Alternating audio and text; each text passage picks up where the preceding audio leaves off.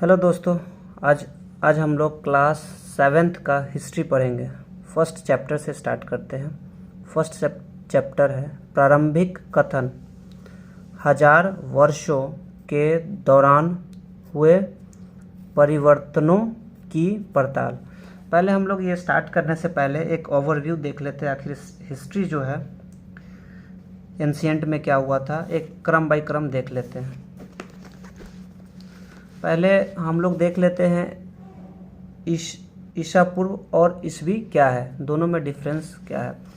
ये 0 है, यहाँ ईसा मसीह का जन्म हुआ। ईसा मसीह के जन्म से जितनी भी पहले घटनाएं हुई है वो ईसा पूर्व कहलाती है, और ईसा मसीह के बाद भी जितनी घटनाएं हुई है वो ईसवी में आता है।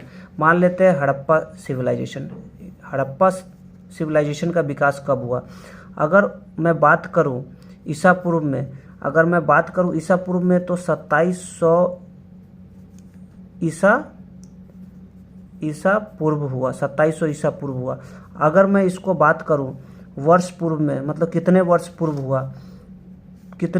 हुआ, तो ये 2700 प्लस 2000, मतलब आधुनिक युग से, तो ये 4700 वर्ष पूर्व हुआ, 4700 वर्ष पूर्व हुआ। तो यही डिफरेंस है, छोटा सा डिफरेंस है इसमें ईसा पूर्व और ईसवी में। ईसवी होता है एनो डोमिनी, एडी होता है, ईसा पूर्व होता है बिफोर कॉमन एरा। अब हम इसके बाद देखते हैं कि सबसे पहले पाषाण काल हुआ, पाषाण काल का विकास हुआ। पाषाण काल का जब विकास हुआ तो ये पाषाण काल का विकास 20 लाख वर्ष से 10,000 वर्ष पूर्व में हुआ। ठीक है, पाषाण काल में हुआ। पूरा पाषाण काल है, मध्य पाषाण काल है, नव पाषाण काल है। पाषाण काल तीन है, पूरा पाषाण काल, दूसरा मध्य पाषाण काल, तीसरा नव पाषाण काल।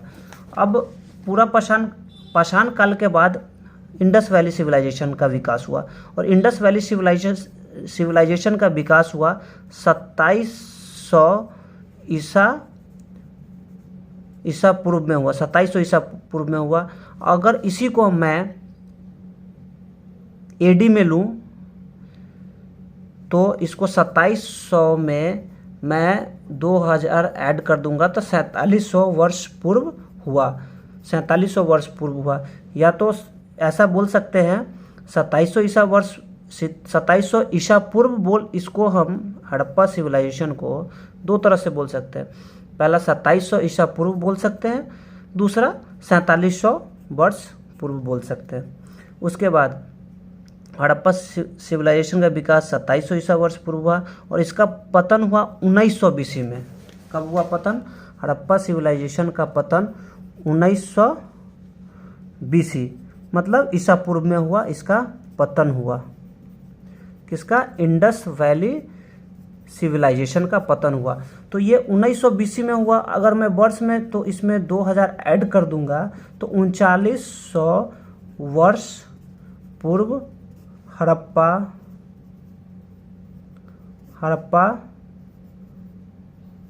सभ्यता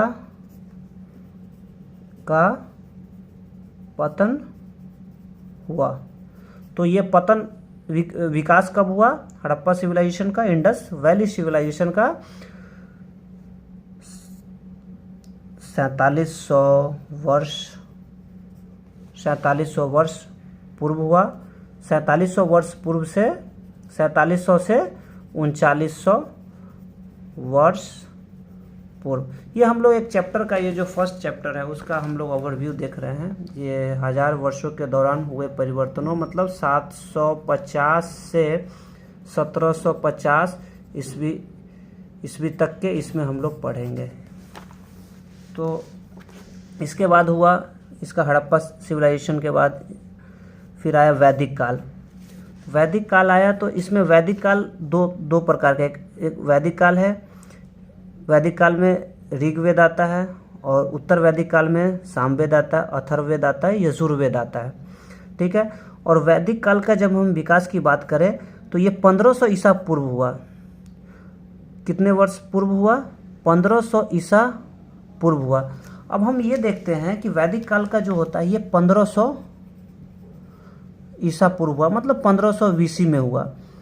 1500 BC में हुआ। तो इसमें अगर हम लोग 2000 ऐड कर देते हैं तो ये 3500 वर्ष पूर्व हम बोल सकते हैं वैदिक काल का विकास 3500 वर्ष पूर्व हुआ। ठीक है दोस्तों, उसके बाद हम लोग वैदिक काल देख लिए। वैदिक काल के बाद आता है महापाषाण काल। महापाषाण काल 500 BC में हुआ। 500 BC बिफोर क्राइस्ट 500 BC में हुआ। अगर हम इसको 2000 ऐड कर दे तो महापाषाण काल का विकास 2500 वर्ष पहले हुआ। महापाषाण में ही आता है जनपद और महाजनपद। उसके बाद फिर हम लोग आगे बढ़े, महापाषाण के बाद आया मौर्य काल। मौर्य काल कितने वर्ष पूर्व हुआ? 2300 वर्ष पूर्व हुआ। महापाषाण 2300 वर्ष पूर्व हुआ। और 2300 वर्ष पूर्व हुआ कौन? मौर्य काल। सॉरी, मौर्य काल हुआ है। महापाषाण के बाद मौर्य काल आया। मौर्य काल के बाद कनिष्क आया। कनिष्क 2800 एडी में आया, 2800 में आया। फिर उसके बाद कनिष्क के बाद आया, ये अब हम लोग एडी में आ गए। मतलब इससे पहले हम लोग बिफोर क्राइस्ट में थे, ईसा मसीह से पहले की घटना है, और ये ईसा मसीह की बाद की घटना है, इसलिए हम लोग एडी बोल रहे हैं इसको। कनिष्क का 78 एडी में हुआ। और 320 एडी में हम लोग देखते हैं गुप्त काल, हर्ष को देखते हैं, चालुक्यों को देखते हैं। और ये हिस्ट्री में जो है ना, कोई भी घटना एक एग्जैक्ट नहीं है। मतलब स्टार्ट करें, अगर मैं बात करूं, अगर मैं 78 एडी से अगर मैं बात करूं, कोई घटना ख़त्म हो रहा है, तो ऐसा नहीं है कि 79 एडी में कोई घटना एग्जैक्ट ख़त्म हो गया फिर 79 से स्टार्ट हो गया, ऐसा कुछ नहीं है। एक हम लोग अनुमान लेते हैं कि 78 के बाद हो सकता है 320 एडी के बाद दूसरा फिर घटना स्टार्ट हुआ। एग्जैक्ट ऐसा कोई घटना नहीं है कि मतलब कोई भी हिस्ट्री में कोई भी घटनाएं हुई है वो एग्जैक्ट नहीं है। मतलब कहने का मतलब, अगर एग्जांपल हम ले, क्या कॉफ़ी हम लोग पीना स्टार्ट किए? क्या एकाएक हम लोग कॉफ़ी पीना स्टार्ट कर दिए? ऐसा नहीं है। वो एक समय दर समय हम लोग चीज़ों को अडॉप्ट करना स्टार्ट किए थे। उसके बाद अब 600 तक तो हम लोग आ गए। 600 तक के बाद हम लोग अब देखते हैं, इस 600 के बाद हम स्टार्ट करते हैं 750 एडी से 1750। कब तक? 1750 एडी तक हम लोग देखते हैं। तो इसके बीच के जो काल है इसको मध्यकाल बोला जाता है। किसको मध्यकाल बोला जाता है? जो ये है, मान लिए ये है 750 एडी से 1750 एडी, इसके बीच के काल को क्या बोलते हैं? मध्यकाल बोला जाता है। ठीक है, इसके बीच के काल को मध्यकाल बोला जाता है। इस मध्यकाल में ही आज जो हम लोग पढ़ेंगे, क्लास 7th का हिस्ट्री पढ़ेंगे, वही मध्यकाल के बारे में पढ़ेंगे। और ये पहले, इसमें मध्यकाल में पहले हम लोग 750 से, ये जो 750 से 1000 एडी के बीच हम लोग क्या पढ़ेंगे? ये है 750 से 1000 एडी के बीच नए राजा क्या पढ़ेंगे? नए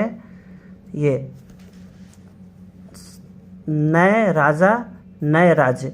ये नए राज्य का उदय कब से कब हुआ? 750 से 1000 एडी के बीच में हुआ। उसके बाद फिर हम लोग करेंगे 1000 से, फिर पढ़ेंगे 1200 से 1526 के बीच जो हम लोग दिल्ली सल्तनत पढ़ेंगे। दिल्ली सल्तनत पढ़ेंगे कब से कब तक? 1200 से 1526 तक हम लोग दिल्ली सल्तनत के बारे में पढ़ेंगे। फिर अब दिल्ली सल्तनत के बाद आता है मुगल काल। मुगल काल कब से कब है? 1526 से 1750 तक हम लोग मुगल काल के बारे में पढ़ेंगे। ये एक चैप्टर का ओवरव्यू है। उसके बाद हम लोग क्लास 7th में का जो फर्स्ट चैप्टर है वह है 1000 वर्षों के दौरान हुए परिवर्तनों की पड़ताल। मतलब ये जो 1000 वर्ष, कौन सा 1000 वर्ष? ये जो 750 से 1750 के बीच जितने भी परिवर्तन आए, जितने भी घटनाएं आए, उसके बारे में हम लोग पढ़ेंगे। इसको मैंने डिवाइड किया एक, अभी तो फिलहाल हम लोग ओवरव्यू देख रहे हैं, उसके बाद हम लोग बुक पढ़ना स्टार्ट करेंगे। तो इसमें पहले हम लोग देखेंगे इस चैप्टर में नई और पुरानी शब्दावली।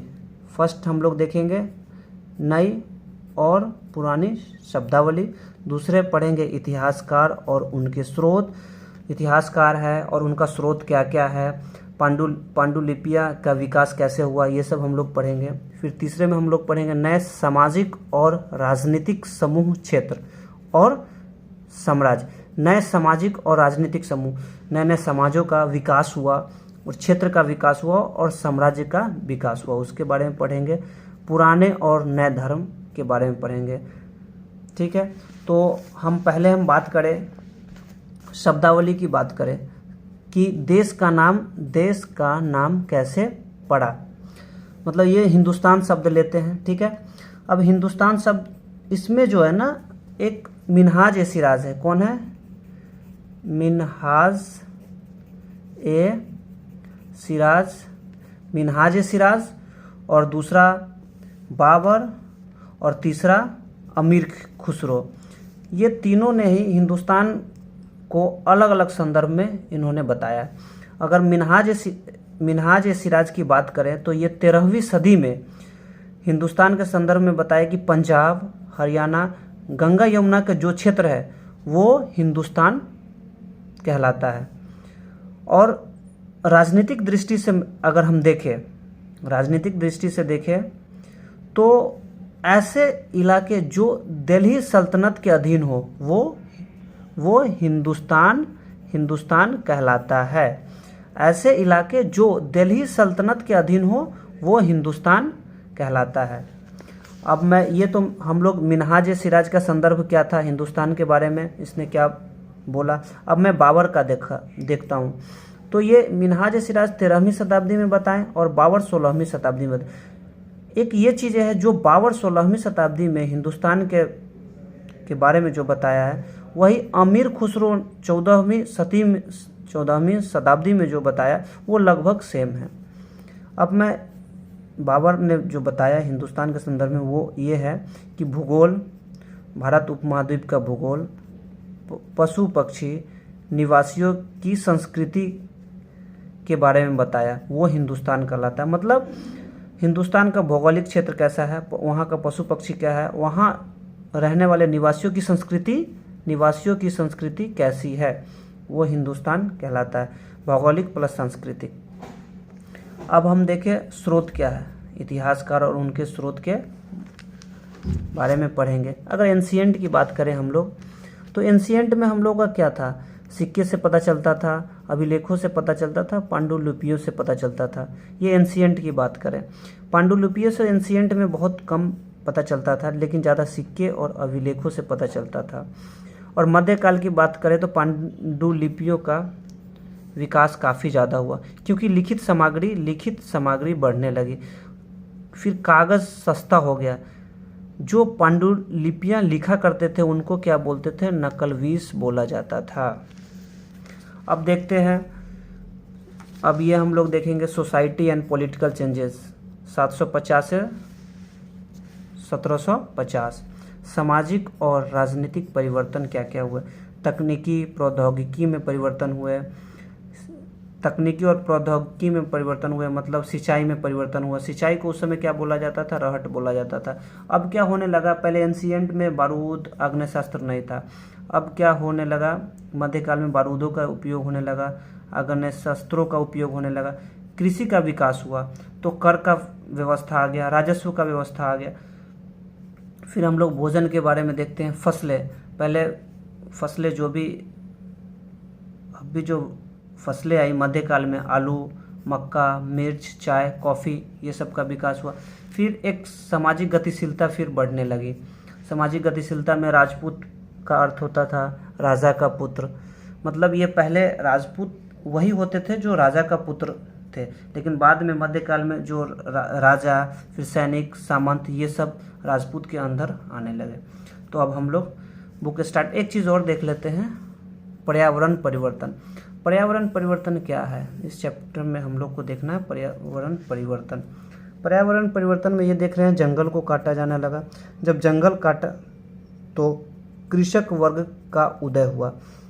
ये जो कृषक वर्ग का उदय हुआ वो क्या कहलाते थे, पहले वनवासी कहलाते थे। क्या कहलाते थे, वनवासी कहलाते थे। और अब कहीं ना कहीं ये जो कास्ट आजकल हम लोग देख रहे हैं, कास्ट जो है ना, अभी जो कास्ट क्या है, क्लास में कन्वर्ट हो गया है। ठीक है, अब जो जितने भी मैरिज चाहे जो भी है, ये क्लास के बेसिस पे होने लगा।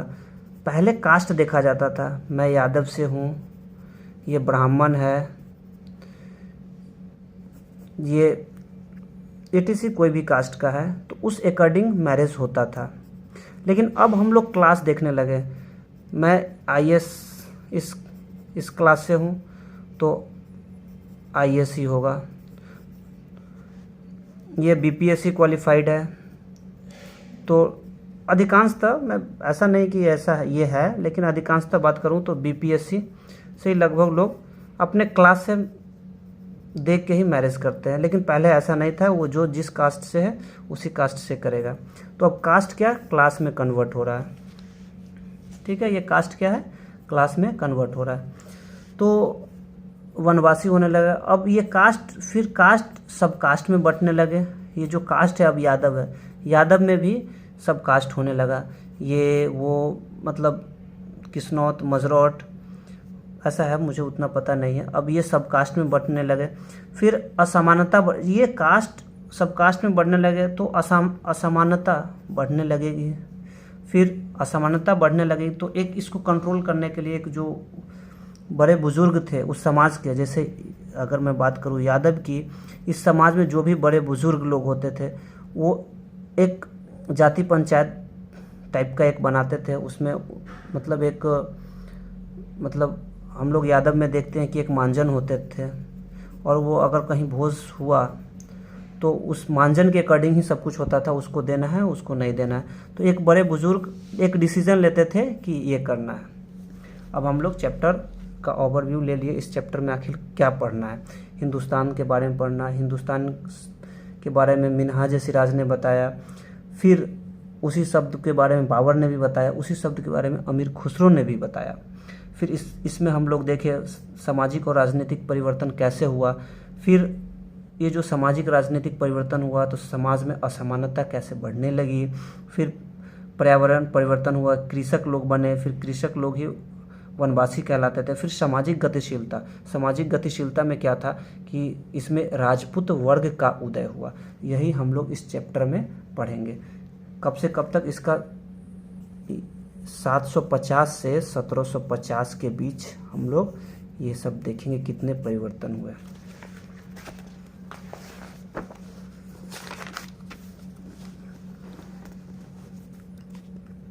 हजार वर्षों के दौरान हुए परिवर्तनों की पड़ताल, 750 से 1750। इसमें देखते हैं मानचित्र एक, और ये जो है ना एक दो मानचित्र है। ठीक है, एक दो मानचित्र है। इसमें दो चीज़ें हैं, एक अरब भूगोल वेदता है, एक अरब का है, अल इदरिस है। ये जो एक अल इदरिस है और एक फ्रांसीसी मानचित्रकार है। ठीक है, फ्रांसीसी मानचित्रकार, एक सेकेंड,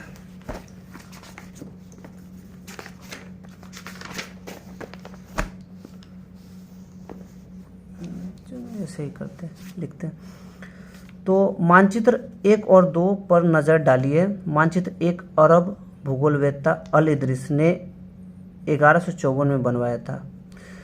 तो दो मानचित्र बनाया गया। एक मानचित्र 1154 में बनाया गया। कब बनाया गया? 1154 में, जो कि अल इदरिस के द्वारा बनाया गया। अल इदरिस कहाँ के थे? अरब के थे, और ये अरब भूगोलवेत्ता थे। अब एक चीज़ हम लोग सोच सकते हैं कि अल इदरिस उस समय जो मानचित्र बनाया, कब बनाया? 1154 में। वो अरब के थे, तो जितने भी ये मानचित्र बनाया ना, ये अरबी भाषा में ही मानचित्र था। ठीक है, अब देखते हैं यहाँ जो नक्शा दिया गया वह उसके द्वारा बनाए गए दुनिया के बड़े मानचित्र का एक हिस्सा है और भारतीय उपमहाद्वीप को दर्शाता है। ये भारतीय उपमहाद्वीप का मानचित्र बनाया, एक अल इदरिस बनाया था, दूसरा एक फ्रांसीसी मानचित्रकार है। अब मानचित्र 2 देखें तो एक फ्रांसीसी मानचित्रकार 1720 में बनाया था। पहले 1154 में अल इदरिस बनाया, फिर उसके 600 साल के बाद 1720 में फ्रांसीसी मानचित्रकार 1720 में बनाया, और ये जो दोनों मानचित्र था ना, एक भारत उपमहाद्वीप का ही मानचित्र था, लेकिन दोनों में डिफरेंस है, इस मानचित्र में और ये जो फ्रांसीसी का जो मानचित्र था, ये मानचित्र में, दोनों में डिफरेंस है। इसमें क्या है कि दोनों नक्शे एक ही इलाके के हैं मगर उनमें काफ़ी अंतर है। अल इद्रिस के नक्शे में दक्षिण भारत उस जगह है जहां हम आज उत्तर भारत ढूंढते हैं और श्रीलंका का द्वीप ऊपर की तरफ है। मतलब ये कहना चाह रहा है कि जो आज का मानचित्र है ना,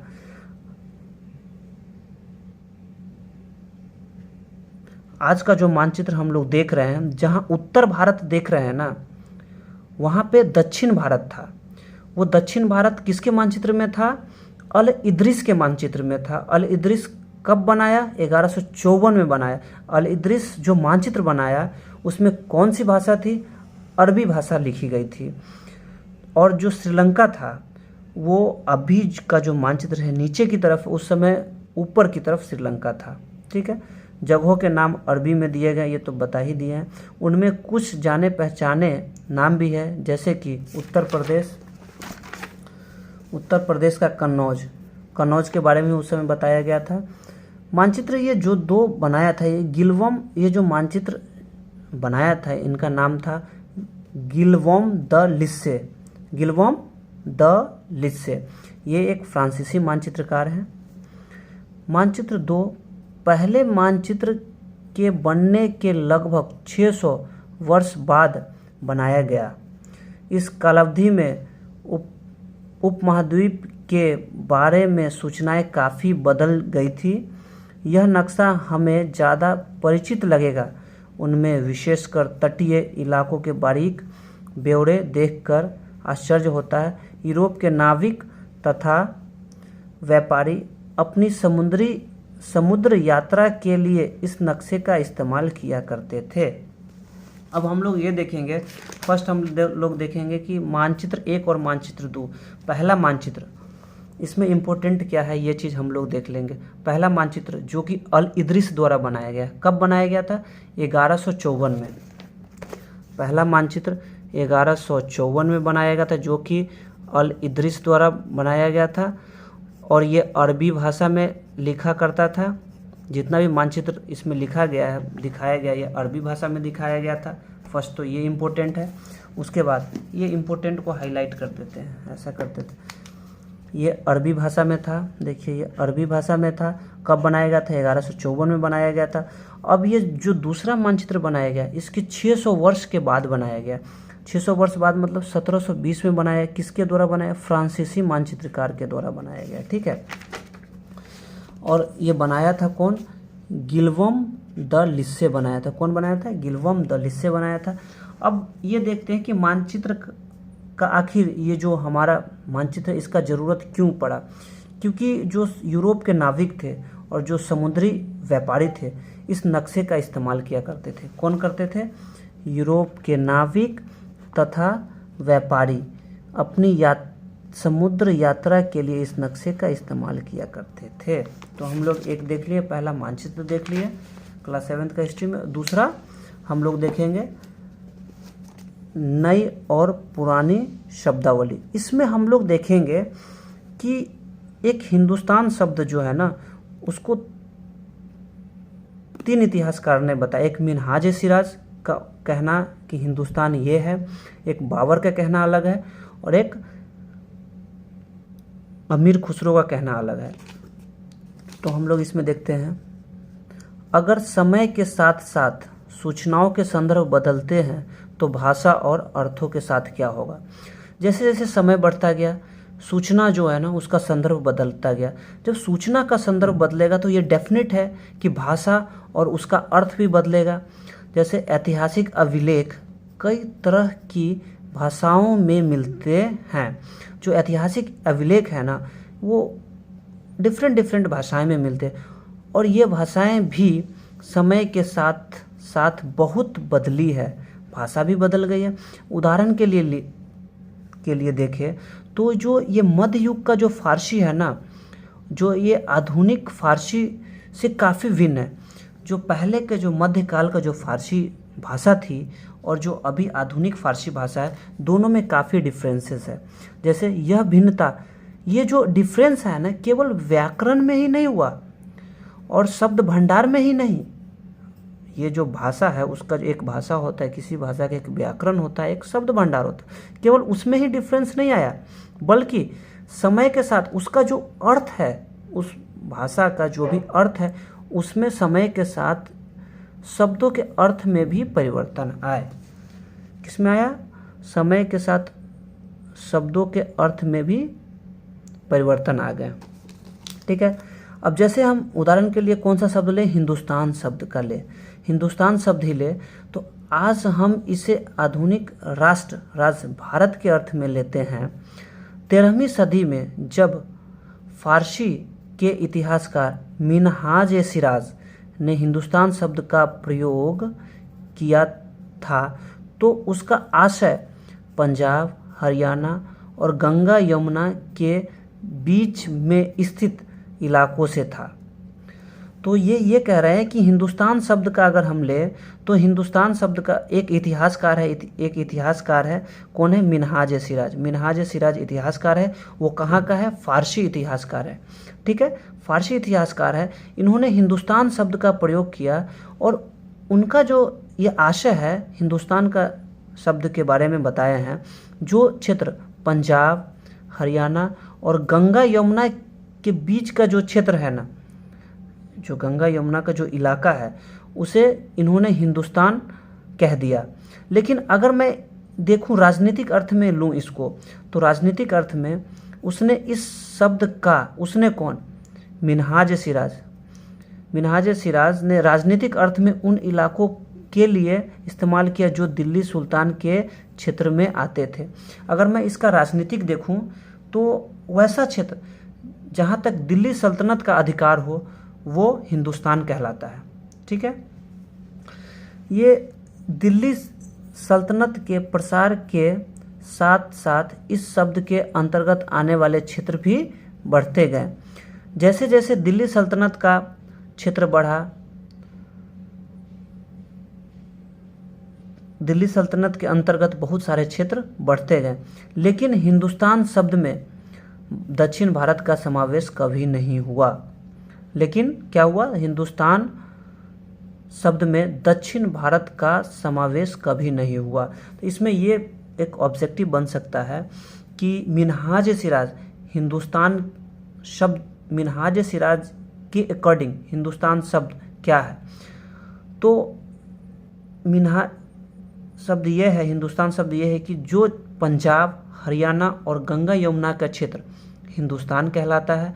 अगर इसकी मैं राजनीतिक अर्थ में इसका लूँ, तो वैसा क्षेत्र जो दिल्ली सल्तनत के अंतर्गत हो, वो हिंदुस्तान कहलाता है। लेकिन सल्तनत का तो प्रसार बढ़ता गया, जैसे जैसे प्रसार बढ़ा तो उसके दिल्ली सल्तनत के अंतर्गत क्षेत्र भी बढ़ते गए, लेकिन हिंदुस्तान में जो है ना, केवल पंजाब, हरियाणा और गंगा यमुना का क्षेत्र ही रह गया, उसमें दक्षिण भारत का समावेश कभी नहीं हुआ। तो ऑब्जेक्टिव ये बन सकता है, मिनहाज सिराज के अकॉर्डिंग हिंदुस्तान शब्द में दक्षिण भारत का समावेश कभी हुआ या नहीं हुआ? तो कभी नहीं हुआ, दक्षिण भारत का समावेश कभी नहीं हुआ। ये कब, मिनहाज सिराज कब हुआ? ये 13वीं सदी में बताया। अब मैं बात करूं 16वीं सदी में। 16वीं सदी के आरंभ में बाबर ने हिंदुस्तान शब्द का प्रयोग इस उपमहाद्वीप के भूगोल, पशु पक्षी और यहाँ के निवासियों की संस्कृति का वर्णन करने के लिए किया। अब बाबर के अकॉर्डिंग हिंदुस्तान शब्द क्या है? यह है कि भारत उपमहाद्वीप के भूगोल कैसा है, यहाँ के रहने वाले पशु पक्षियों और यहाँ के निवासियों की संस्कृति को वर्णन करने के लिए हिंदुस्तान शब्द का प्रयोग किया गया। उसी समय जो 16वीं शताब्दी में बाबर ने हिंदुस्तान शब्द का प्रयोग किया था, वही 14वीं शताब्दी के कवि अमीर खुसरो द्वारा प्रयुक्त शब्द हिंद के कुछ कुछ समान ही मिलता जुलता है। मतलब जो अमीर खुसरो ने 14वीं सदी में हिंदुस्तान के बारे में बताया, वही बाबर जो हिंदुस्तान शब्द के बारे में बताया, वो दोनों लगभग सेम है। अब हम लोग आगे देखते हैं। मगर जहाँ भारत को एक भौगोलिक और सांस्कृतिक सत्व के रूप में पहचाना जा रहा था, वहाँ हिंदुस्तान शब्द से वे राजनीतिक और राष्ट्रीय अर्थ नहीं जुड़े थे जो आज हम जोड़ते हैं। ठीक है, हम लोग हिंदुस्तान के बारे में देख लिए। हिंदुस्तान एक मिनहाज सिराज के द्वारा, मिनहाज सिराज कहाँ का इतिहासकार है? फारसी इतिहासकार। दूसरा, बाबर ने हिंदुस्तान के बारे में क्या बताया, और तीसरा अमीर खुसरो ने क्या बताया। अब हम लोग आगे देखते हैं।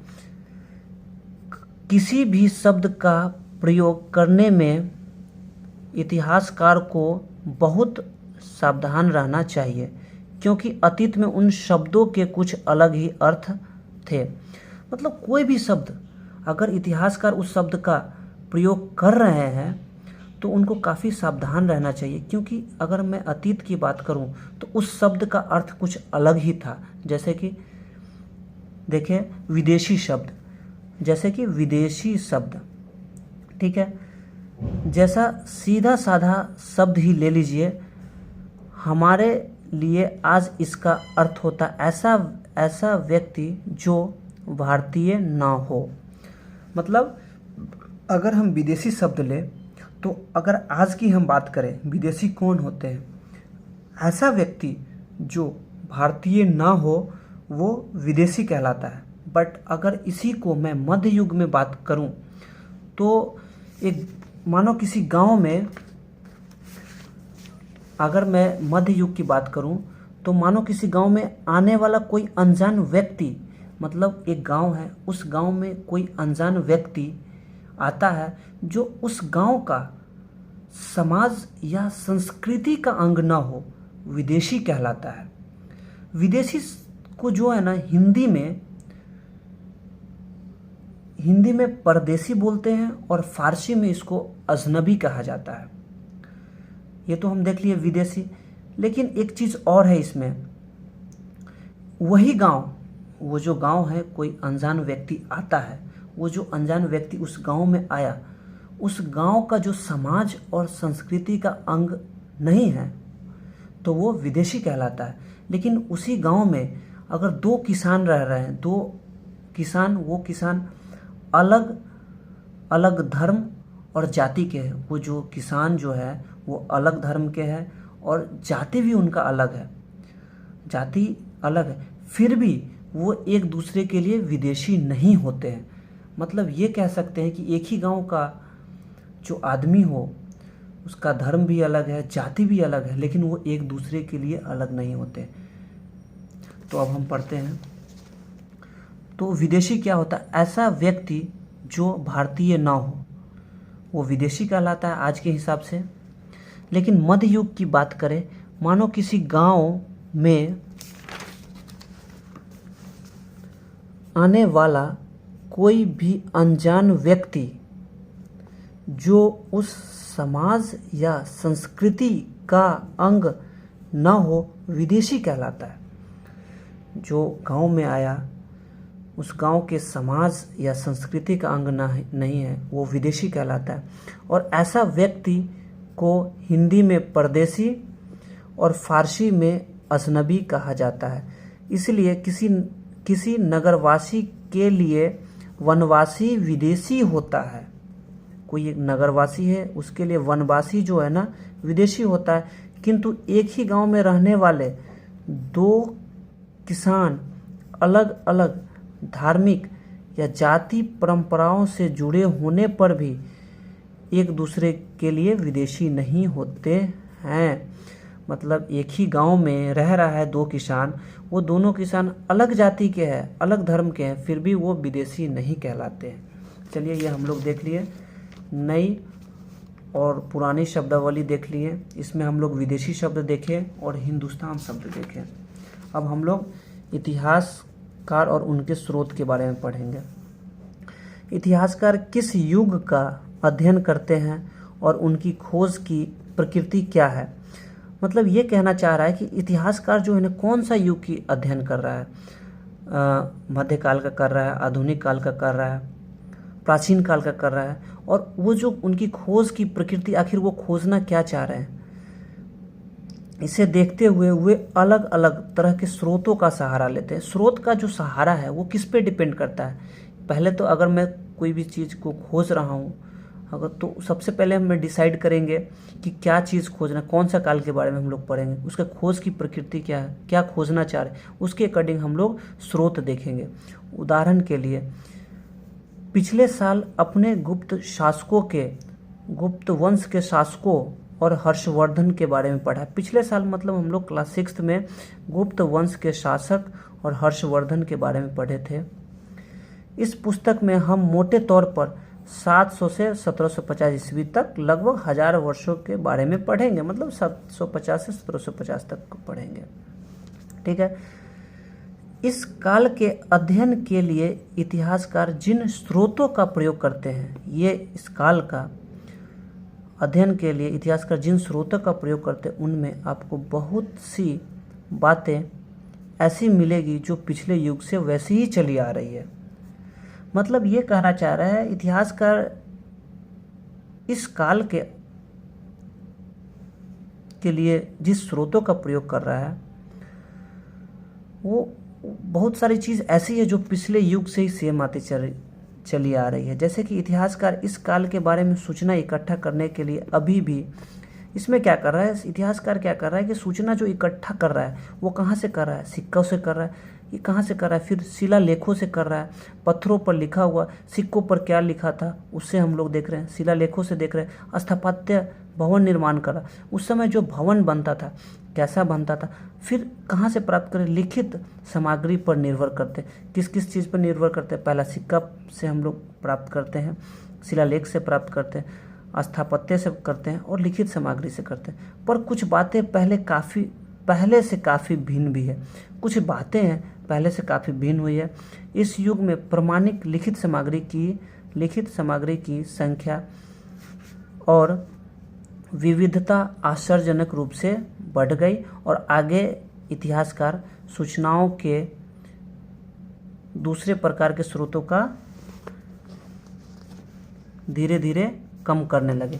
अब हम लोग इसमें ये देखेंगे कि इतिहासकार पहले स्रोत कौन कौन सा स्रोत का उपयोग करता था। पहले सिक्कों का करता था, फिर शिलालेखों का करता था कि पत्थरों पर क्या लिखा हुआ है, फिर उस समय का भवन निर्माण जो कला है कैसा है, फिर लिखित सामग्री पर डिपेंड करते थे इतिहासकार। कब? प्राचीन में। लेकिन अगर इसमें मैं बात कर रहा हूँ मध्यकाल की बात कर रहा हूँ, मध्यकाल मतलब 750 से लेके 1750 ईस्वी की मैं बात कर रहा हूँ, तो इसमें क्या हुआ कि लिखित सामग्री की संख्या बढ़ने लगी। लिखित सामग्री की संख्या बढ़ने लगी। क्यों बढ़ने लगी? क्योंकि कागज़ सस्ता होने लगा। तो आगे हम लोग देखते हैं क्या है। इस समय के दौरान कागज़ क्रमशः सस्ता हो गया और बड़े पैमाने पर उपलब्ध भी होने लगा। लोग धर्म ग्रंथ, शासकों के वृत्तांत, संतों के लेखन तथा उपदेश, अर्जियाँ, अदालतों के दस्तावेज, हिसाब तथा करों के खाते आदि लिखने में इसका प्रयोग करने लगा। क्या होने लगा कि जैसे जैसे कागज़ सस्ता हो गया तो पहले क्या था, धर्म ग्रंथ, फिर जो शासक का वृत्तांत है, कोई भी शासक है उन्होंने उसका जन्म कब हुआ, कितने युद्ध लड़े उसके बारे में, फिर संत के बारे में, संत क्या उपदेश दे रहे हैं उसको लिखने लगा लोग। अर्जियाँ फिर लिखने लगा और अदालत होते थे उनका दस्तावेजों को लिखे जाने लगा। हिसाब बारी भी कागज़ पे होने लगा। फिर जो कर देते थे तो उसको खाता पे लिखने लगा लोग। कब लिखने लगा? इस मध्यकाल में ऐसा होने लगा सब। फिर धनी व्यक्ति, शासक, जन, मठ तथा मंदिर पांडुलिपियाँ एकत्रित किया करते थे। इन पांडुलिपियों को पुस्तकालयों तथा अभिलेखागारों में रखा जाता था। इन पांडुलिपियों तथा दस्तावेजों से इतिहासकार को बहुत सारी विस्तृत जानकारी मिलती है, मगर साथ ही इनका उपयोग कठिन था। अब क्या होने लगा कि ये जो लिखित सामग्री बढ़ गई, तो जैसे जैसे मध्यकाल में लिखित सामग्री बढ़ने लगी तो इसको अब क्या करने लगा कि इन पांडुलिपियों को इसका जो पुस्तकालयों में या अभिलेखागारों में रखा जाने लगा। ठीक है। और इन पांडुलिपियों से हमें बहुत सारी जानकारी मिलती है, लेकिन इसका उपयोग कठिन है। मतलब ये इस जो पांडुलिपि जो लिखा गया था ये कठिन क्यों है? क्योंकि उस समय जो है ना प्रिंटिंग प्रेस नहीं था। हम लोग अगर प्रिंटिंग प्रेस रहता उस समय तो जो पहले लिखा गया था एज इट इज़ हमें मिल जाता, परंतु इसमें क्या हुआ कि अब हम आगे पढ़ते हैं, उसके बाद फिर समझते हैं। उन दिनों छापे खाने नहीं थे, इसलिए लिपिक या नकल नवीस हाथ से ही पांडुलिपियाँ की प्रकृतियाँ बनाते थे। ये जो पांडुलिपि की जो प्रकृति था ना, या तो लिपिक या नकल नवीस हाथ से ही लिखा करते थे, ठीक है। जिसके कारण क्या होता था, एक चीज़ हम देखते हैं कि कोई भी चीज़ है, अगर आज ही अगर मैं कोई नोट्स बना रहा हूँ तो अगर मेरा हैंडराइटिंग थोड़ा ख़राब है तो हो सकता है 2 दिन के बाद अगर कोई लिखे तो उसको पता चल जाएगा, चाहे मेरे से पूछ लेगा। लेकिन वही बात अगर मैं 2023 में लिख रहा हूँ, अगर मैं वही बात 2050 में लिख के गया, अगर 2050 में कोई पढ़ रहा है उसको, तो अगर मेरा हैंडराइटिंग क्लियर है तो well and good, definitely they will understand what is written there. But क्या होगा कि अगर वो मेरा हैंडराइटिंग क्लियर नहीं है तो वो नहीं समझ में आएगा उसको, तो क्या करेगा, फिर कुछ अपने से ऐड कर देगा, फिर वो 2050 के बाद फिर 3000 वर्ष में आएगा, तो वो जो लिखा है फिर अगले को नहीं समझ में आएगा। मतलब क्या हो गया कि पीढ़ी दर पीढ़ी क्या हो गया कि जो लिखा गया है काफ़ी मतलब थोड़ा मोड़ा चेंजेस होते गए, जो भी चीज़ें जो भी नोट्स है उसका चेंजेस होते गए। वही इसमें हम लोग देखते हैं कि अगर आपने कभी किसी मित्र के गृह कार्य की नकल उतारी है, मतलब कोई मित्र है उसका जो लिखा हुआ उसका नकल उतार रहे हैं, तो आप जानते होंगे कि यह काम आसान नहीं है। मतलब ये लिखना आसान नहीं है। कभी कभी आपको अपने मित्र की लिखावट समझ में नहीं आती है, मतलब जो लिखावट है हैंडराइटिंग समझ में नहीं आती है, तो क्या होता है, आपको मजबूर होकर अंदाज ही लगाना पड़ता है। मतलब क्या लिखा हुआ अंदाज ही लगाएगा क्या लिखा गया है। फलस्वरूप आपके लिखे में मित्र के लिखे हुए से कुछ छोटे मोटे चेंजेस तो होगा ही, ठीक है। अब हम लोग ये तो देख लेते हैं, लेकिन पहले अभिलेखागार क्या है ये चीज़ देखते हैं। ऐसा स्थान जहाँ दस्तावेज और पांडुलिपियों को संग्रहित किया जाता है वो अभिलेखागार कहलाता है, ठीक है।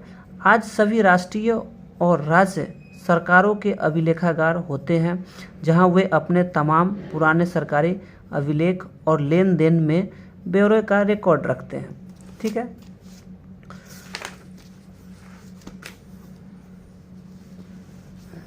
लेकिन महत्वपूर्ण अंतर आ जाते हैं। मतलब जो हैंडराइटिंग अगर नहीं समझ में आ रहा है तो कुछ छोटा मोटा चेंजेस होगा। तो पांडुलिपि की प्रतिलिपि बनाने में कुछ यही होता है। प्रतिलिपियाँ बनाते हुए लिपिक छोटे मोटे फेर बदल करते चलते हैं। वो पीढ़ी दर पीढ़ी थोड़ा थोड़ा चेंजेस होते ही जाएगा। कहीं कोई शब्द, कहीं कोई वाक्य अगर समझ में नहीं आएगा तो कुछ न कुछ तो अपने हिसाब से वो लिखेगा ही, अनुमान लगा के। सदी दर सदी प्रतिलिपियाँ बनती रही। अंततः एक ही मूल ग्रंथ की भिन्न भिन्न प्रतिलिपियाँ एक दूसरे से बहुत ही अलग हो गई। मतलब एक ही मूल ग्रंथ है और वो कुछ छोटे मोटे चेंजेस होते रहे पीढ़ी दर पीढ़ी, तो एक ही मूल ग्रंथ की क्या हो गया, विभिन्न प्रतिलिपियाँ हो गई, ठीक है। इससे बड़ी गंभीर समस्या उत्पन्न हो गई, क्योंकि आज हमें लेखक की मूल पांडुलिपि शायद ही कहीं मिलती है। मतलब जो लेखक ने क्या लिखा उसका मूल पांडुलिपि है ना, शायद ही कहीं मिलता है। हमें बाद के लिपिकों द्वारा बनाई गई प्रतिलिपियों पर ही पूरी तरह निर्भर रहना पड़ता है। इसलिए इस बात का अंदाज लगाने के लिए कि मूलतः लेखक ने क्या लिखा था, इतिहासकारों को एक ही ग्रंथ की विभिन्न प्रतिलिपियों का अध्ययन करना पड़ता है। अब ये क्या हो गया, जैसे प्रतिलिपियाँ बनी, पीढ़ी दर पीढ़ी छोटे मोटे चेंजेस होते गए, तो जो छोटे मोटे चेंजेस हो गए तो एक ही प्रतिलिपि का अनेक प्रतिलिपि बन गया, जिसके कारण क्या हो गया कि अब इतिहासकार को एक ही चीज़ पढ़ने के लिए ना डिफरेंट प्रतिलिपियाँ पढ़नी पड़ती है। ये काफ़ी हैक्टिक हो गया। कई बार पहले इसमें चित्र में क्या लिखा गया ये इसमें, हाँ एक चीज़ और देखते हैं, इसको पहले कंप्लीट कर लेते हैं सर। कई बार लेखक स्वयं भी समय समय पर अपने मूल वृत्तांतों में संशोधन करते रहते हैं। लेखक अपने अकॉर्डिंग कुछ न कुछ चेंजेस करते रहते हैं। 14वीं शताब्दी के इतिहासकार, 14वीं शताब्दी में कौन था? जियाउद्दीन बर्नी था, ठीक है, ने अपना वृत्तांत पहली बार 1356 में, पहली बार क्या लिखा था? 1356 में अपना वृत्तांत लिखा। कौन लिखा? जियाउद्दीन बर्नी ने लिखा। और दूसरी बार इसके 2 वर्ष बाद, कब? 2 वर्ष बाद कब लिखा? इसके 2 वर्ष बाद लिखा था। दोनों में अंतर है। इसके जो 2 वर्ष बाद जो अपना वृत्तांत लिखा, दोनों में अंतर है। लेकिन 1971 तक इतिहासकार को पहले वाले वृत्तांत की जानकारी ही नहीं थी। यह पुस्तकालयों के विशाल संग्रहों में कहीं दबा पड़ा था। अब ये जियाउद्दीन बर्नी ने लिखा अपना वृत्तांत, तो ये 1356 में पहला बार लिखा और दूसरा 2 साल बाद लिखा। तो जो 1971 का जो इतिहासकार है, इनको पहले का जो वृत्तांत था किसका? जियाउद्दीन बर्नी का, उनके बारे में पता ही नहीं था, जो कि वो उस समय पुस्तकालय में रखा हुआ था। तो इसके कारण ही काफ़ी चेंजेस हुआ, कुछ ना कुछ चेंजेस होगा ही पीढ़ी दर पीढ़ी। तो एक चीज़ और इसमें जो है ना, हम लोग इसमें जो देखते हैं इतिहासकार और उनके स्रोत जो हम लोग देख रहे हैं, इसमें 2 लिपि का विकसित हुआ। इसमें लिपि का क्या हुआ? एक नस्तलीक लिपि है, ठीक है, एक नस्तलीक लिपि है, दूसरा सिकस्त लिपि है। कौन सा लिपि है? दूसरा सिकस्त लिपि है। अब नस्तलीक लिपि, ऐसा क्वेश्चन आता है कि नस्तलीक लिपि कैसे लिखी जाती है? ये बाईं ओर लिखी जाती है। कैसे लिखी जाती है? बाईं ओर लिखी जाती है। बाईं ओर में वर्ण जोड़कर धारा प्रवाह रूप से लिखे जाते हैं। फारसी अरबी के जानकारों के लिए इस लिपि को पढ़ना आसान होता है। मतलब नस्तलीक लिपि कैसे लिखी जाती है? नस्तलीक लिपि बाईं ओर लिखी जाती है, और जो ये फारसी अरबी जानकार है ना, उनको इस लिपि को पढ़ना बहुत ही आसान होता है। सिकस्त लिपि, दूसरा सिकस्त लिपि दाईं ओर लिखी जाती है। सिकस्त लिपि कैसे लिखी जाती है? दाईं ओर लिखी जाती है। ये अधिक सघन, संक्षिप्त और कठिन होता है। सिकस्त लिपि क्या होता है? कठिन होता है। नस्तलीक लिपि क्या होता है? इजी होता है, जो कि बाईं ओर लिखा जाता है, ठीक है। अब हम लोग तीसरा देखेंगे, नए सामाजिक और राजनीतिक समूह।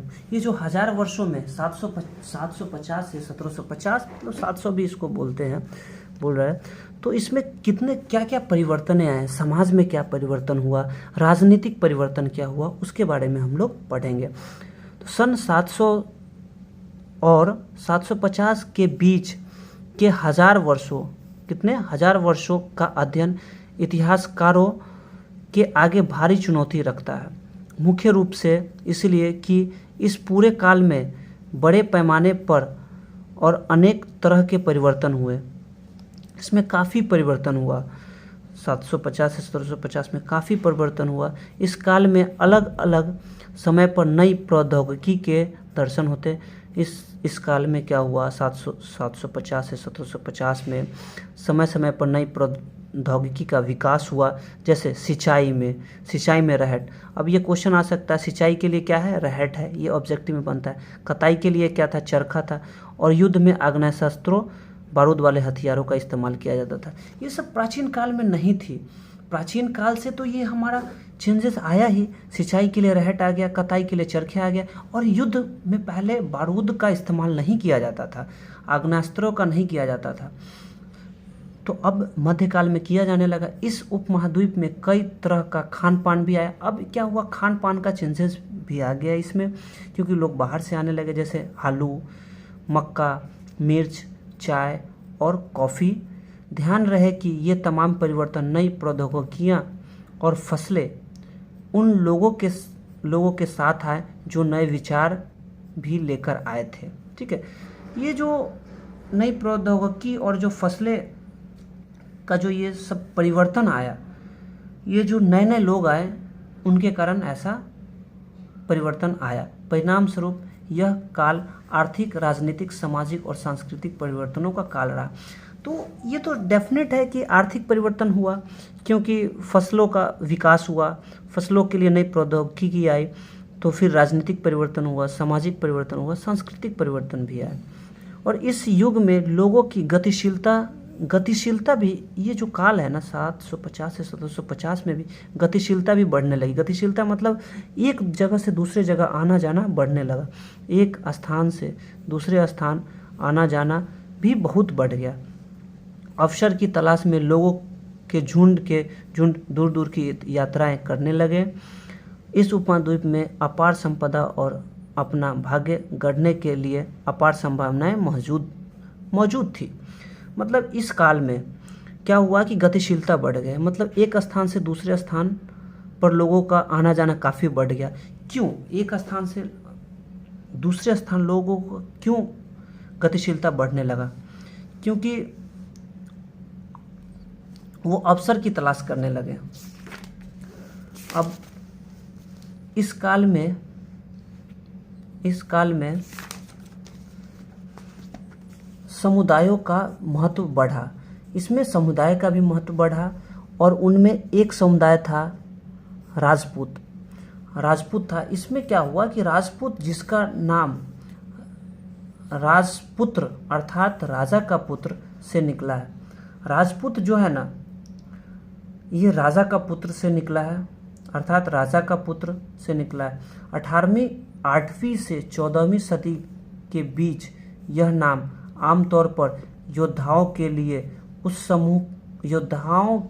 समूह के लिए प्रयुक्त होता था जो क्षत्रिय वर्ण के होने का दावा करते थे। अब क्या कह रहा है कि 8वीं और 14वीं सदी में क्या होता था कि जो राजपूत होता है उन लोगों के लिए प्रयोग किया जाता था, जो योद्धा हो, जो क्षत्रिय वर्ण के हो, उनके लिए राजपूत शब्द प्रयोग किया जाता था। कब किया जाता था?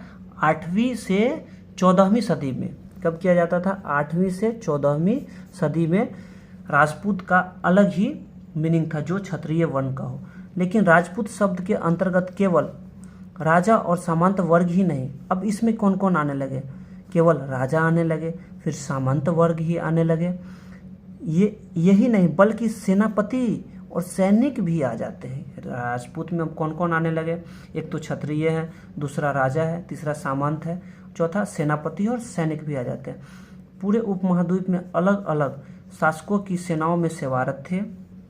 कवि और चारण राजपूतों की 4 संहिता, प्रबल पराक्रम और स्वामी भक्ति का गुणगान करते थे।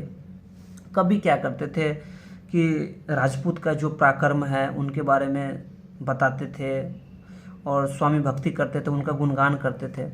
इस युग में राजनीतिक दृष्टि से महत्व हासिल करने के अवसरों का लाभ मराठा, सिख, जाट, अहोम और कास्त, पूर्णतः लिपिकों और मुंशियों का कार्य करने वाली जाति आदि समूहों ने उठाया। अब राजनीतिक जो दृष्टि से महत्व कौन हासिल किया? एक मराठा किया, दूसरा सिख किया, जाट किया, अहोम किया और कास्त किया। इस पूरे काल के दौरान क्रमशः जंगलों की कटाई हो रही थी। अब देखिए एक चीज़ आ जाती है, आखिर जंगलों की कटाई क्यों होने लगी? वो इसलिए होने लगी कि गतिशीलता बढ़ने लगी, समाज में गतिशीलता बढ़ने लगी और लोग एक जगह से दूसरी जगह जाने लगे। ठीक है, जिसके कारण क्या हुआ कि जंगलों की कटाई होने लगी। अब ये कॉन्सेप्ट है कि जब जंगल की कटाई होगा, ठीक है, जब जंगल की कटाई होगा तो स्वाभाविक सी बात है खेती बढ़ेगा, खेती भी होगा। तो इस पूरे काल में के दौरान जंगलों की कटाई हो रही थी और खेती का इलाका बढ़ता जा रहा था। कुछ क्षेत्रों में यह परिवर्तन अन्य क्षेत्रों की अपेक्षा अधिक तेजी से और पूरे तौर पर हुआ। जैसे कुछ इलाके था जिसमें जंगलों की कटाई कम हो रही थी तो खेती का इलाका कम पड़ रहा था, लेकिन कुछ क्षेत्रों में जंगलों की कटाई ज़्यादा हो रही थी तो खेती का भी क्षेत्र ज़्यादा बढ़ रहा था। अब पर्यावास में परिवर्तन के कारण कई वनवासियों को मजबूर होकर अपना स्थान छोड़ना पड़ा। अब ये पर्यावास में परिवर्तन मतलब जंगलों की कटाई के कारण वनवासियों को क्या होता था कि जो जिस जगह पे वो वनवासी रहते थे उस जगह का जंगलों की कटाई होने लगा, जिसके कारण उनको वह स्थान छोड़कर जाना पड़ता था। कुछ और वनवासी जमीन की जुताई करने लगे और कृषक बन गए। उसी में से मान लीजिए एक इलाका है, ठीक है, उस इलाके में जंगल है, उस जंगल में बहुत सारे लोग हैं बहुत सारे जाति के लोग हैं। अब उस जंगल की कटाई हो गया, उसमें जो कुछ बुद्धिजीवी लोग होते उसमें भी कुछ न कुछ तो बुद्धिजीवी लोग होंगे ही। तो कुछ लोग क्या करने लगे कि दूसरे जगह पर जाने लगे। लेकिन उसी में कुछ लोग, जो जंगल की कटाई हुआ उसी में कुछ लोग क्या करने लगे, खेती करने लगे। उस ज़मीन का जहाँ पे जंगल कट गया जुताई करने लगा और खेती करने लगा। ठीक है, तो जब खेती करने लगा तो वो कृषक बन गए। कृषकों के ये नए समूह क्षेत्रीय बाजार, मुखियाओं और पुजारियों, मठों और मंदिरों से प्रभावित होने लगे। अब वो जो लोग रह गए थे वो ज़मीन की जुताई करने लगे, तो वो कृषक बन गए। तो ये जो कुछ लोग रह गए उनका जो समूह था, उन समूह पर जो था मुखियाओं का वर्चस्व बढ़ने लगा, पुजारियों का वर्चस्व हो गया, मठों और मंदिरों से वो जो समूह था, कृषक था, वो प्रभावित होने लगा, क्योंकि उसे कर लेने लगा, उस कृषक से कर लेने लगा। बहुत सारे की परेशानियां बढ़ती गई। वे बड़े और जटिल समस्याओं के अंग बन गए। ठीक है, उन्हें कर चुकाने पड़ते थे और स्थानीय मालिक वर्ग की बेगारी करनी पड़ती थी। अब क्या करना पड़ता था कि वो जो कृषक लोग थे उन्हें तो कर्ज चुकानी पड़ती थी, और वहाँ का जो स्थानीय मालिक था, स्थानीय मालिक कौन हो गया, जिनके पास काफ़ी ज़मीन हो गया, जो ज़्यादा जुताई करने लगे ज़मीन का, उनके यहाँ, और जिनके पास कुछ कम ज़मीन थे वो दूसरे के यहाँ बेगारी करने लगा। परिणाम स्वरूप किसानों के बीच आर्थिक और सामाजिक अंतर उभरने लगा। इसका परिणाम क्या हुआ, किसानों के बीच आर्थिक और सामाजिक अंतर उभरने लगा। आर्थिक भी अंतर उभरने लगा ये, और सामाजिक आर्थिक अंतर ये उभरने लगा कि कुछ लोग जो थे, वो जो कृषक लोग बने थे, उसमें से कुछ लोग कम खेती करते थे, कुछ लोग ज़्यादा खेती करते थे। तो वो जो कुछ लोग कम खेती करते थे उनके पास कम खेती होगा, और कुछ लोग ज़्यादा खेती करते थे उनके पास ज़्यादा खेती होगा। मतलब आर्थिक जो है ना अच्छा होगा। तो क्या होता था, और उसी बीच क्या होता था, वहाँ का जो स्थानीय मालिक था, जिनके पास काफ़ी ज़्यादा ज़मीन था, वो क्या कर वसूलने लगे, किनसे, जो कृषक लोग थे, जिनके पास कुछ नहीं था, और उनके यहाँ वो बेगारी भी करने लगा। ठीक है, तो यहाँ कहीं ना कहीं आर्थिक, मतलब जिसके पास ज़्यादा ज़मीन है वो धनी होने लगा, जिसके पास कम ज़मीन है वो कम धनी हो गया। तो यहाँ से सामाजिक अंतर बढ़ने लगे। अब यहीं से स्टार्ट हो जाता है कास्ट। मतलब ये जो जाति है ना, जाति कैसे बना, जाति जो है ना, अब यहीं से पता चलने लगा ये इस जाति का है, ये इस जाति का है। अब देखिए कैसे होता है। कुछ के पास ज़्यादा उपजाऊ ज़मीन होती थी तो कुछ लोग मवेशी भी पालते थे, कुछ लोग खेती से खाली समय में दस्तकारी आदि का काम करते थे, कुछ लोग तो किसानी करते थे, किसानी के साथ साथ मवेशी भी पालते थे, खेती भी करते थे, कुछ अलग काम भी कर लेते थे। जैसे जैसे समाज में अंतर बढ़ने लगे, लोग जाति और उपजातियों में बांटे जाने लगे, और उनकी पृष्ठभूमि और व्यवसाय के आधार पर उन्हें समाज में ऊंचा या नीचा दर्जा दिया जाने लगे। अब देखिए आखिर जाति जो है ना ये कैसे डेवलप हुआ। जाति सब जो है ना ये कहीं ना कहीं ये आर्थिक और सामाजिक अंतर का रिजल्ट है। जाति कैसे, क्योंकि जिनके पास ज़्यादा उपजाऊ ज़मीन था उनके पास पैसे बढ़ने लगे, आर्थिक अच्छा हो गया, और जिनके पास कम था उनका आर्थिक अच्छा नहीं था। वो तो कहीं ना कहीं ये डिफरेंसेस हो गया कि वो उसके पास अच्छा है, उसके पास ज़्यादा पैसा है और मेरे पास कम है।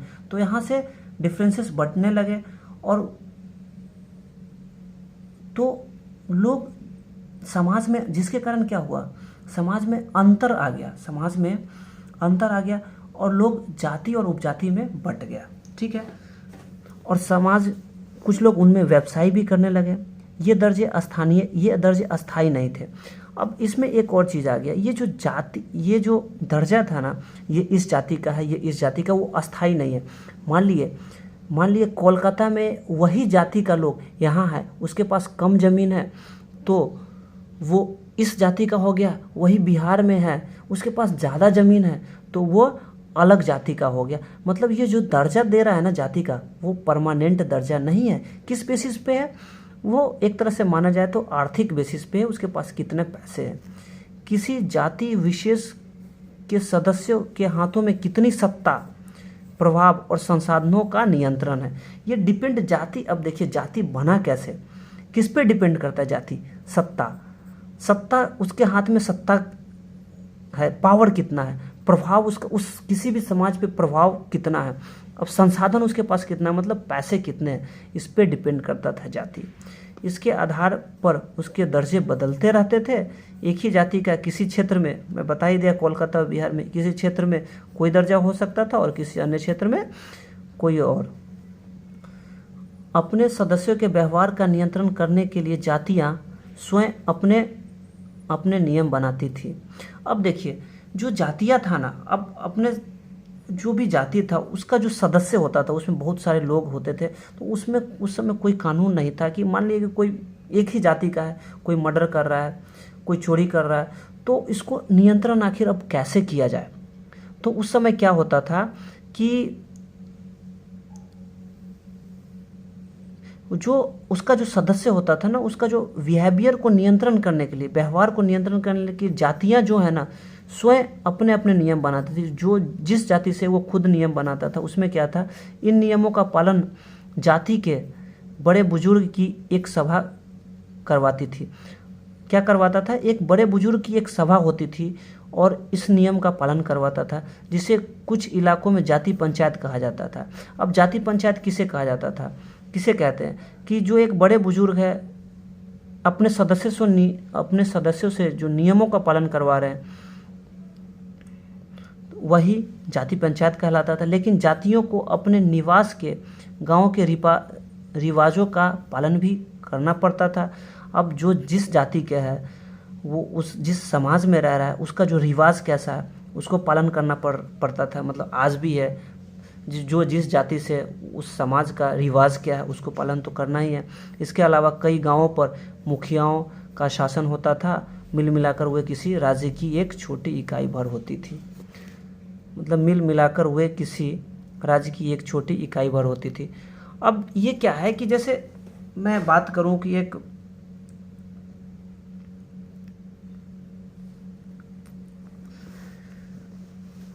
यादव में क्या होता है कि 84 होता है, ठीक है। जहाँ तक मैं देखा हूँ, मैं अपने घर में देखा हूँ, तो 84 का एक समाज होता है। एक गांव में एक हेड होते हैं, उनका नाम क्या है, मेरे मतलब बाबा थे, उनको क्या बोलते थे, मतलब वो अगर कहीं भोज खाने जाना है, अगर कहीं 84 हुआ तो किसको भोज देना है किसको नहीं देना है वो डिसाइड करते थे। वही एक जाति पंचायत टाइप का था। अब हम इसमें देखेंगे क्षेत्र और साम्राज्य। दूसरा क्षेत्र और साम्राज्य देखेंगे। जैसे क्षेत्र और साम्राज्य में क्या है, चोल अध्याय 2 में, तुगलक अध्याय 3 में या मुगल अध्याय 4 में जैसे बड़े बड़े राज्यों के अंतर्गत कई सारे क्षेत्र आ जाते थे, ठीक है। चोल जो कि अध्याय 2 में, तुगलक अध्याय 3 में, मुगल अध्याय 4 में देखेंगे। बड़े बड़े राज्य के ये जो बड़े बड़े राज्य है इसके अंतर्गत बहुत सारे क्षेत्र आते थे। दिल्ली के सुल्तान गैसुद्दीन बलबन। अब देखिए ये ऑब्जेक्टिव में आएगा कि दिल्ली का सुल्तान कौन था? गैसुद्दीन बलबन। गैसुद्दीन बलबन का जो शासनकाल क्या है, 1266 से 1287। ये आ सकता है कि गैसुद्दीन बलबन का शासनकाल कब से कब था, 1266 से 1287 की प्रशंसा में एक संस्कृत प्रशस्ति के उदाहरण के लिए अध्याय 2 देखिए, में उसे एक विशाल साम्राज्य का शासक बताया गया। मतलब ये गैसुद्दीन बलबन जो है ना, इसका शासनकाल कब से कब रहा, 1266 से 1287। इसको एक प्रशस्ति है, मतलब एक लिखा गया है, उसमें इनको एक विशाल साम्राज्य का शासक बताया गया जो पूर्व में बंगाल, गौड़ से लेकर पश्चिम में अफगानिस्तान के गजनी तक फैला हुआ था। इनका जो शासन गैसुद्दीन बलबन का शासन कब से कब था, 1266 से 1287। इनका गौड़ से लेकर कहाँ तक शासन था, गजनी तक था, और जिसमें संपूर्ण दक्षिण भारत, द्रविड़ भी आ जाता था। द्रविड़ भी दक्षिण भारत, गौड़, आंध्र, केरल, कर्नाटक, महाराष्ट्र और गुजरात आदि भिन्न भिन्न क्षेत्रों के लोग उसकी सेना। ये मानचित्र 3 में क्या है, ये देख लेते हैं। मिस्र के शिहाबुद्दीन उमरी द्वारा रचित मसालिक अल अबसर फी ममालिक अल अमसर के अनुसार मोहम्मद तुगलक के राज्यकाल में दिल्ली सल्तनत के अंतर्गत आने वाले प्रांत। चलो ठीक है, ये देखते हैं कि आगे के पलायन कर जाते थे। इतिहासकार विजय अभियान के इन दावों को अतिशयोक्तिपूर्ण मानते थे।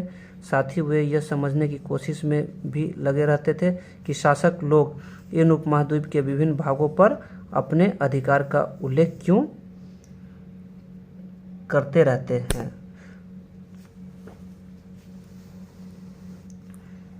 सन 700 तक कई क्षेत्रों के अपने अपने भौगोलिक आयाम तय हो चुके थे। उनकी अपनी भाषा तथा सांस्कृतिक विशेष स्पष्ट हो गई थी। अध्याय 9 में आपको इनके बारे में और अधिक जानकारी मिलेगी। ये क्षेत्र विशेष शासक राजवंशों से भी जुड़ गए थे। इन राज्यों के बीच काफ़ी टकराहटें चलती रहती थी। कभी कभी चोल, खिलजी, तुगलक, मुगल जैसे राज्यवंश अनेक क्षेत्रों में फैला एक विशाल साम्राज्य भी खड़ा कर लेते थे और ये सभी साम्राज्य समान रूप से स्थिर या सफल नहीं हो पाते थे। ठीक है, ये यही कहना चाह रहा है कि जितने भी शासक थे, ये इनका जो शासन था ना, ये एक परमानेंट नहीं था, ये एक स्थिर नहीं रहते थे।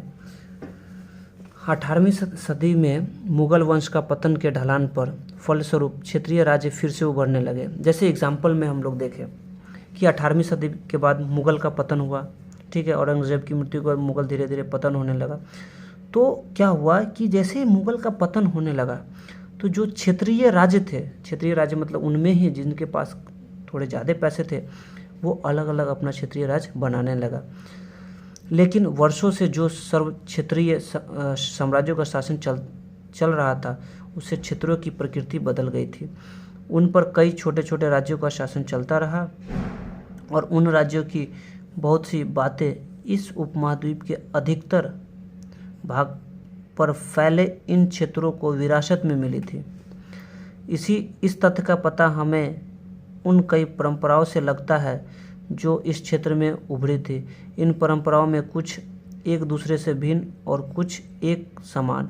ऐसी परंपराएं हमें प्रशासन, अर्थव्यवस्था के प्रबंधन, उच्च प्रकृति तथा भाषा के संदर्भ में मिलती है। सन 700 से 1750 के बीच 1000 वर्षों के इन विभिन्न क्षेत्रों की प्रकृति एक दूसरे से कटकर अलग नहीं पनपी थी। हालांकि उनके चरित्र की अपनी विशेषताएं बनी रही थी, मगर समन्वय की सर्व क्षेत्रीय ताकतों का प्रभाव उन पर पड़ा था।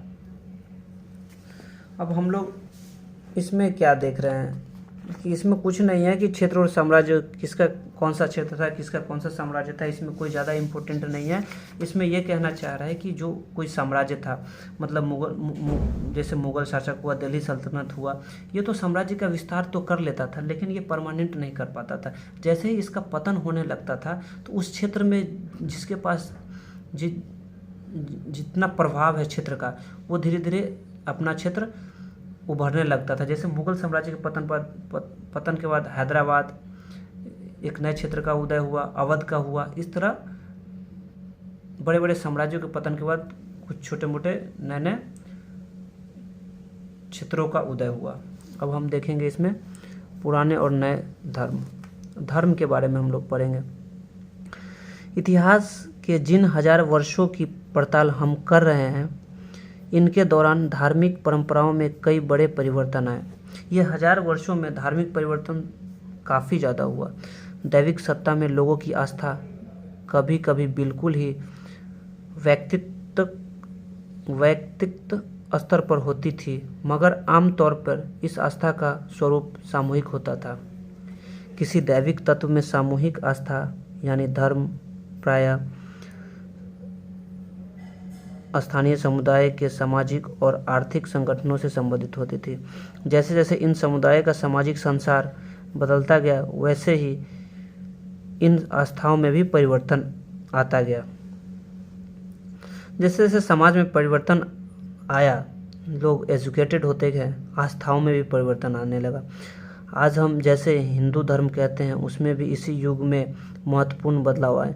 इन परिवर्तनों में कुछ ऐसे हैं, नए देवी देवताओं की पूजा राजाओं द्वारा मंदिरों का निर्माण, समाज में पुरोहितों के रूप में ब्राह्मणों का बढ़ता महत्व तथा बढ़ती सत्ता आदि।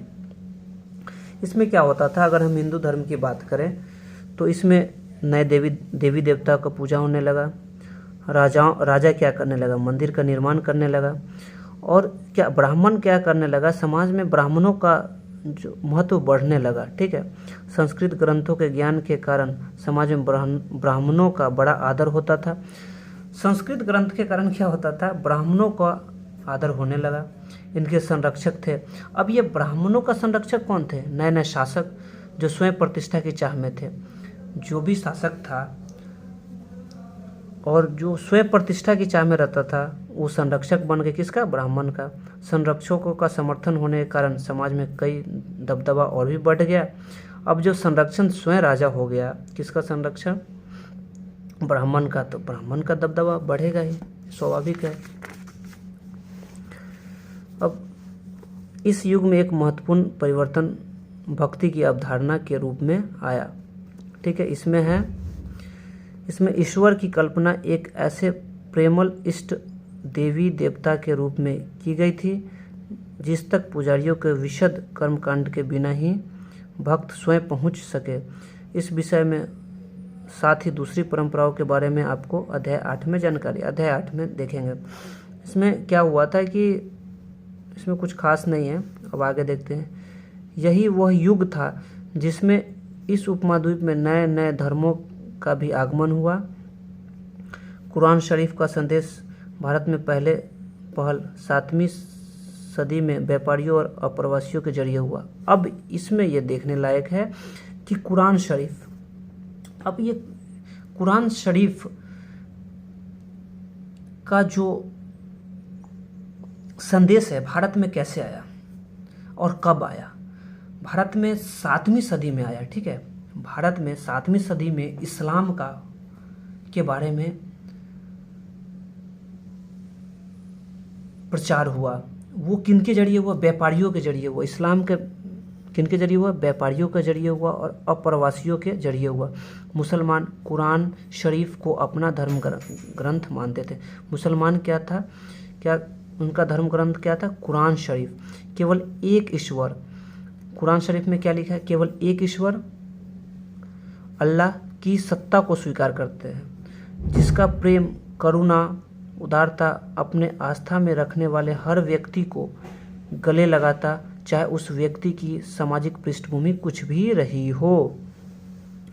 मतलब कुरान में क्या है कि मुसलमान जो है ना, कुरान को धर्म ग्रंथ मानता है। इसमें क्या है कि अल्लाह केवल एक ही ईश्वर की है। ठीक है, उसमें क्या है कि मुसलमान में अगर कास्ट और सब कास्ट, वो किसी भी कास्ट और सब कास्ट का होगा ना, तो उसको कोई मतलब नहीं है। वो सबको एक नज़रिए से देखेगा। ठीक है, कई शासक इस्लाम और उसके विद्वान धर्मशास्त्रियों और न्यायशास्त्रियों अर्थात उलेमा को संरक्षण देते थे।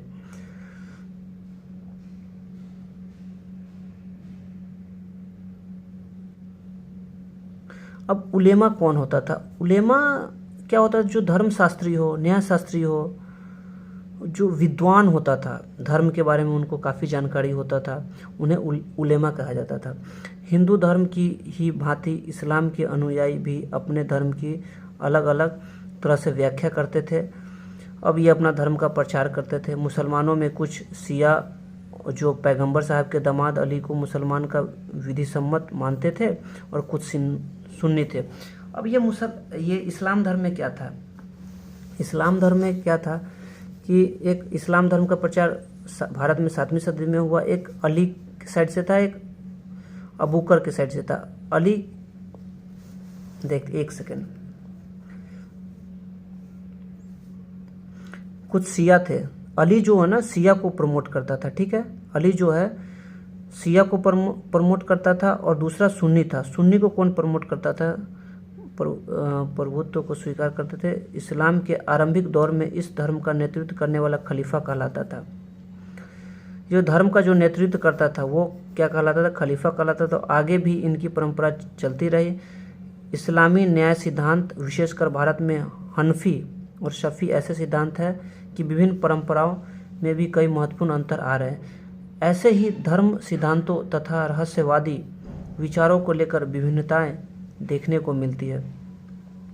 शिया और सुन्नी था, शिया का अलग था, वो पैगंबर साहब के दामाद अली वो प्रमोट करता था शिया को, दूसरा अबू बकर था वो सुन्नी को प्रमोट करता था।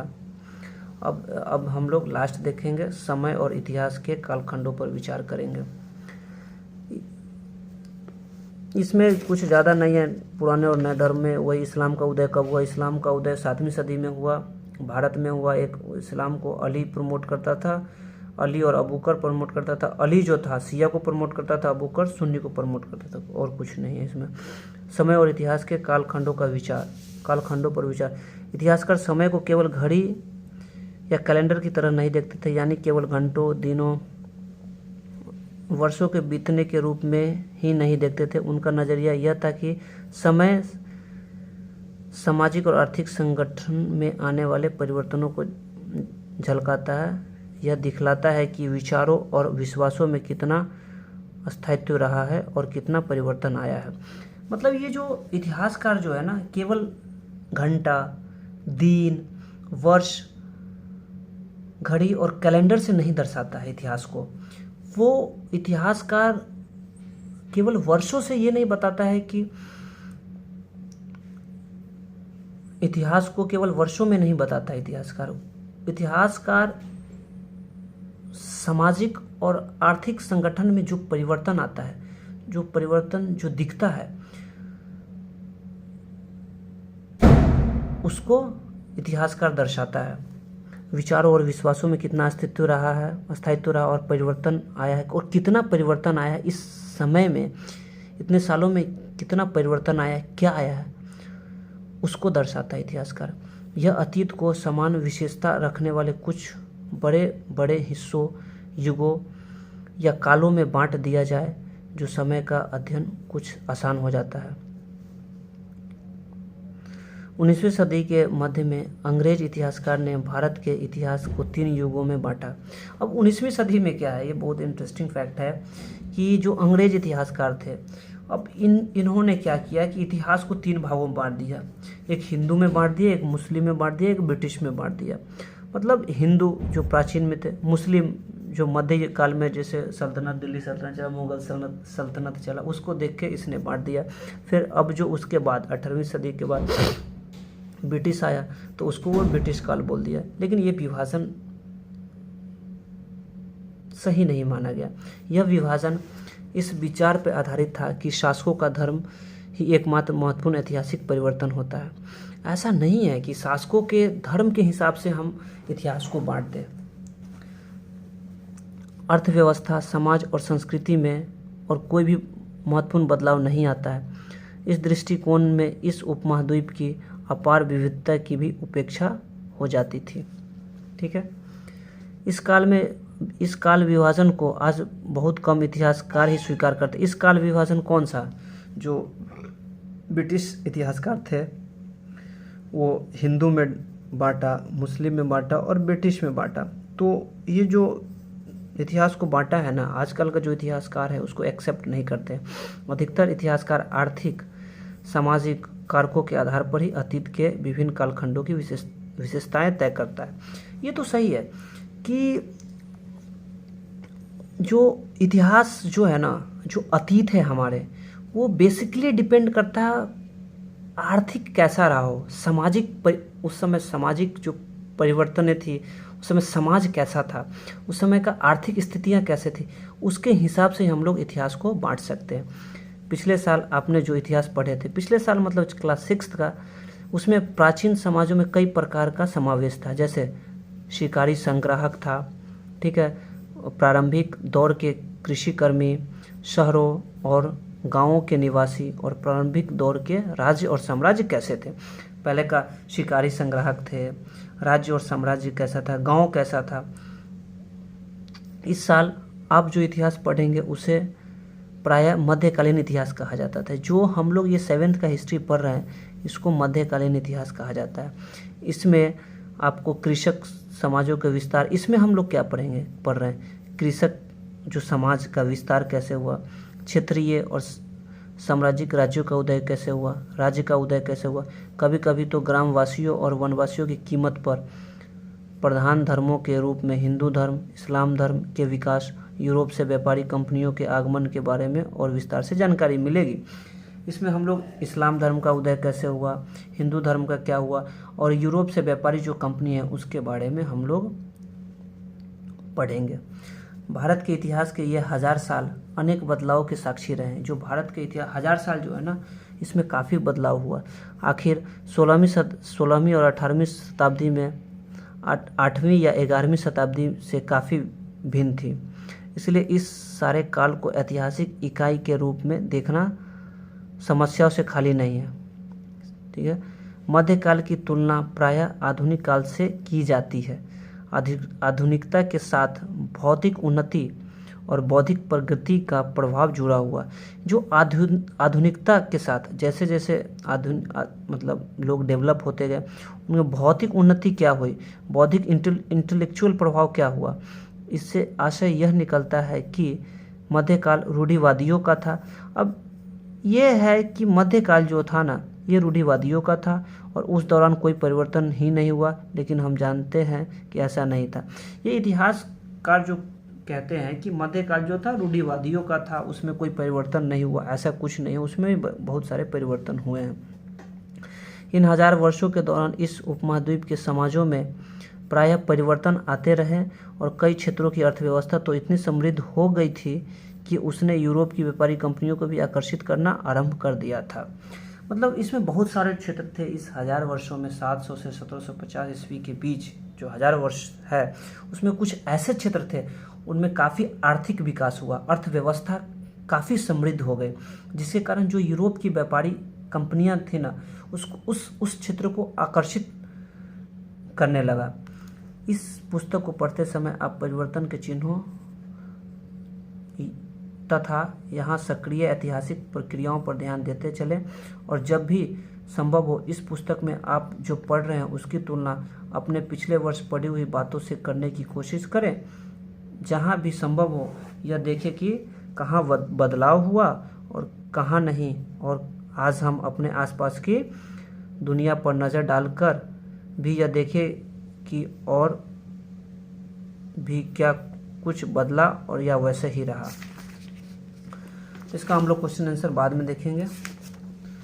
थैंक यू दोस्तों।